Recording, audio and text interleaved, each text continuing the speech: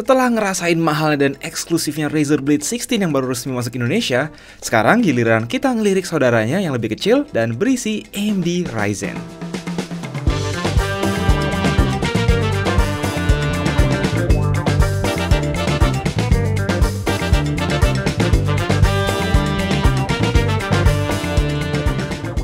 Sedikit rekap, semua orang terutama gamer pasti pernah dengar Razer sebagai brand peripheral gaming elite. Namun untuk memiliki sebuah laptop Razer itu sebuah tantangan tersendiri karena harganya yang fantastis dan sebelumnya belum dijual resmi di Indonesia.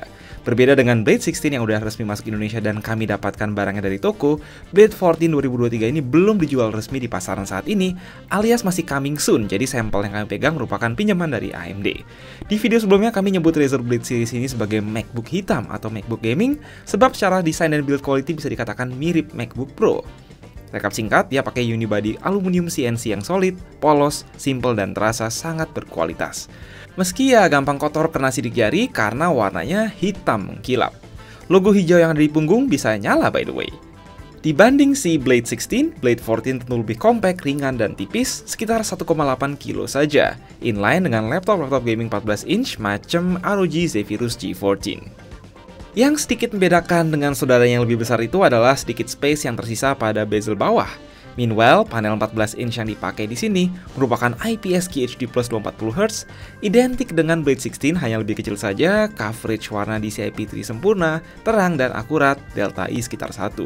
Jadi buat ngegame ala esports maupun menikmati game AAA sekaligus ngedit foto dan video, Blade 14 sangatlah memuaskan. Nggak ketinggalan ada modul webcam Full HD support Face ID dengan privacy shutter, sebab tidak ada sensor fingerprint di sini. Baik, percolokan di kanan mencakup USB 4 yang support DP maupun charging PD up to 100 watt, satu USB A 3.2 Gen 2, HDMI 2.1, dan slot gembok. Lanjut kiri ada charging port, satu lagi USB A 3.2 Gen 2 dan USB 4 di sebelahnya, serta ada combo audio jack.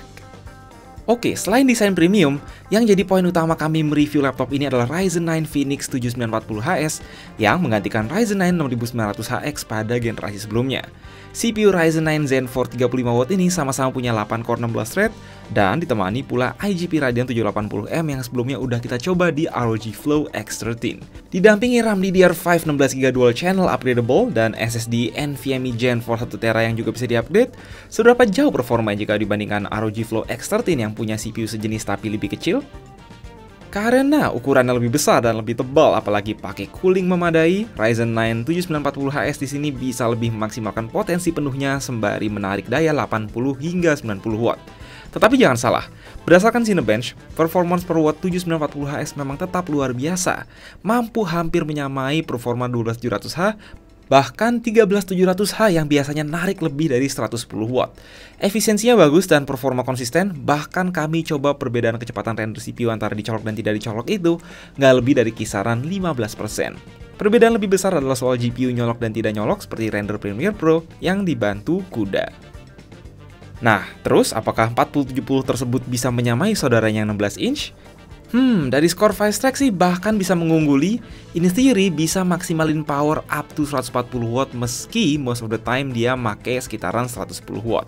Kabar baiknya adalah saat ngegame pun FPS-nya comparable. Di sini kami coba RDR2 nyolok dan nggak nyolok.